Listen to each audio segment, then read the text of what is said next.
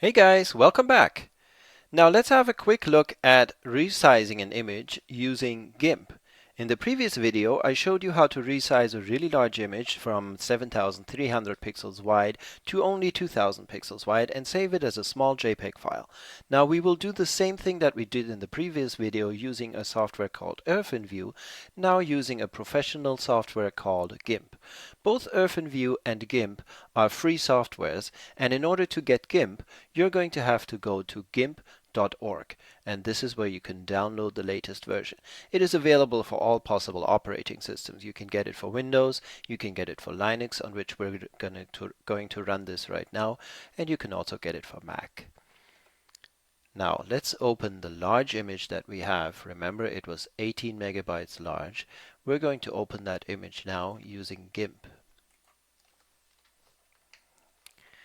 And here it is. Give me a second. I'm just going to move this out of the way. There we go. So this is the image in Gimp. Once you have it open in Gimp, you're going to see that obviously Gimp itself is a very complicated and complex program. But what we want to do right now is simply resize the image. So what you need to do is you go to Image, and then you click on Scale Image. Now again, if you scale this image, you want to make sure that you click this chain.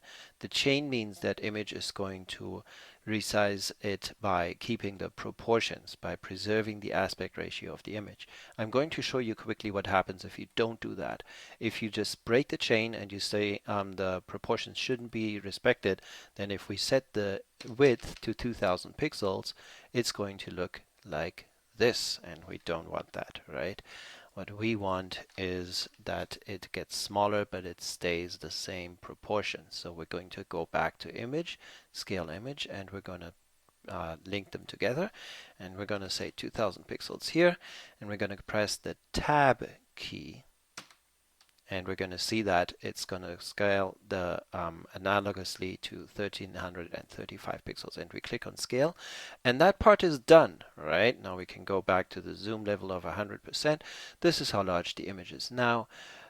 This is a great size for you to put the image on the internet. Now the interesting thing comes when we want to save that image. We can press Ctrl Shift E for export. Let me just quickly bring this up. Or you can just go to File, Export As, right? We want to export it as a JPEG file. If in GIMP you pick the Save As option, you're going to save it as a GIMP project, which you don't want. You only want to export it as an image file. So we're going to call this Palm Trees 80 Quality, right? Because this time we're going to go with an 80% compression quality. So I'm going to give you now a quick refresher on this.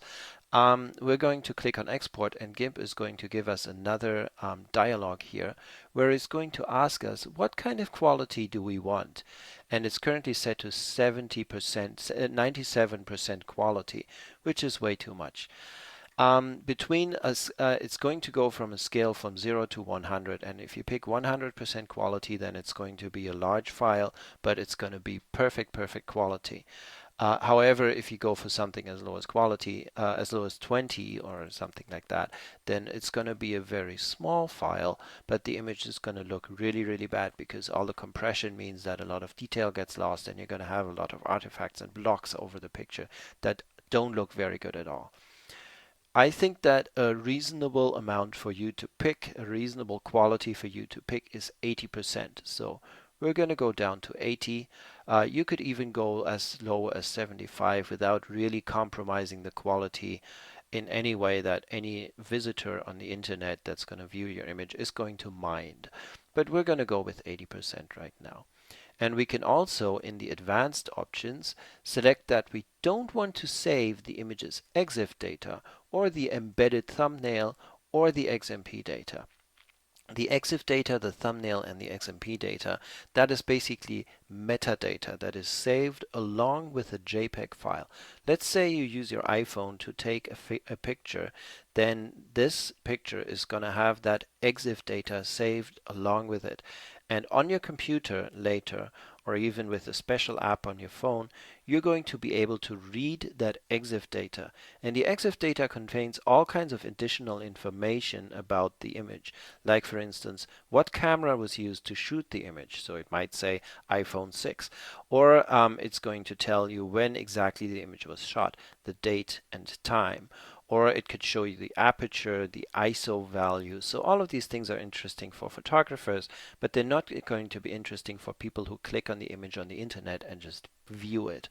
So if you select not to save that data, you're going to have a smaller file. Now here's what makes Gimp really, really interesting. If we look at the image in the background and we click on Show Preview in Image Window, then we can see, first of all, how large is the resulting file going to be. And we're going to have a file that is 678 kilobytes, which is perfectly fine. If we go down to 75%, it's going to be a smaller file, 599 kilobytes. But that's, not necessarily something you need to do. We can go for 80%, and it's going to show you here, like you can see, if you save EXIF data, then you put another 10 kilobytes, actually almost 20 kilobytes on it. If you save a thumbnail, it's going to get larger. So you can see how all the choices you make here affect the file size. You want to keep optimize and progressive always on, because that's going to make the image look better and not impact the file size.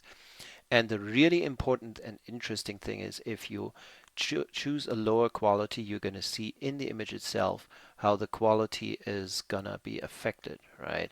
So if you save it at 47%, if you look closely here around the edges of the palm leaves, or even if you look at the sky, you're going to see that there are blocks starting to form here, right?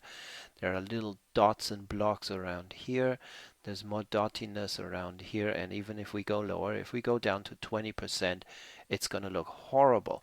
This is all the compression that you're going to see if you really compress the image a lot. You're going to have a small file, only 200 kilobytes, but the price you pay is that it's going to look really, really bad.